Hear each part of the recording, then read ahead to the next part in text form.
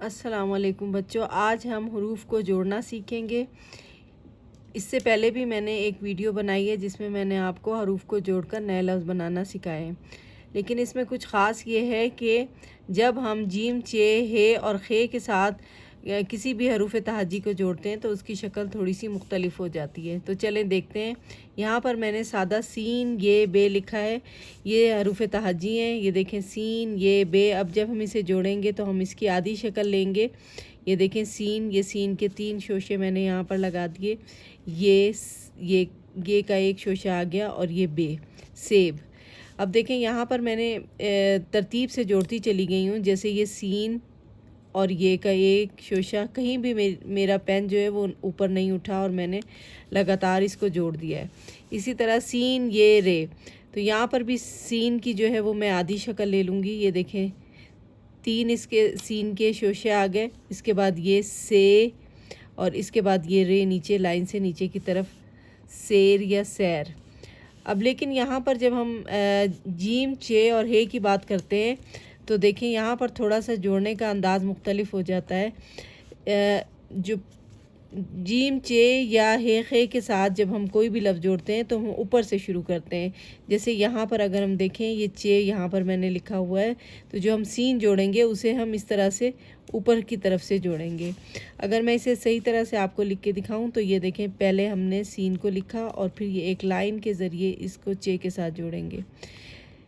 जबकि शुरू में आपने देखा हमने तरतीब से हम जोड़ते चले गए, कहीं पर हमने पेन को नहीं उठाया और लगातार हमने एक ही सतर में इसे हमने जोड़ा है। लेकिन यहाँ पर देखें सीन को चे के साथ जोड़ने के लिए हमने सीन को ऊपर की तरफ लिखा है और चे को लाइन के आधा ऊपर और आधा नीचे लिखा है। तो ये हो गया सच।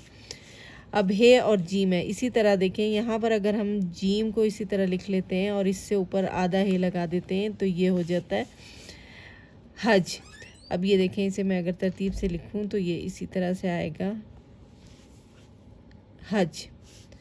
तो आप देख रहे हैं कि जीम और चे को थोड़ा सा मुख्तलिफ अंदाज में हम जोड़ते हैं। अब देखें यहाँ बे है और चे है, तो हम इसे कैसे लिखेंगे। यहाँ पर मैंने लिखा चे और इससे हम बे जो है इसके ऊपर लगाएंगे ऐसे। ये हो गया बच। इसे अगर मैं तरतीब से लिखूं तो ये हो जाएगा बेचे बच। अब यहाँ पर देखें पे को अलिफ के साथ जोड़ देंगे तो ये आ जाएगा पे अलिफ पा। अब ये नून और चे है, तो बिल्कुल उसी तरह हम यहाँ पर एक सीधी लाइन सी लगा के उसके ऊपर एक नुक्ता लगा देंगे। ये हो जाएगा नून और इससे नीचे की तरफ हम जोड़ेंगे चे, तो ये हो जाएगा पाँच। तो देखा आपने, जीम, चे, हे और खे को जोड़ने के लिए हमें थोड़ा सा अंदाज़ तब्दील करना पड़ता है। हरूफ तहज्जी को जीम, चे, हे और खे के ऊपर से शुरू करते हैं। जिस तरह यहाँ पर मैंने आपको बताया, सीन लिखा और एक लाइन के ज़रिए उसे चे से मिला दिया।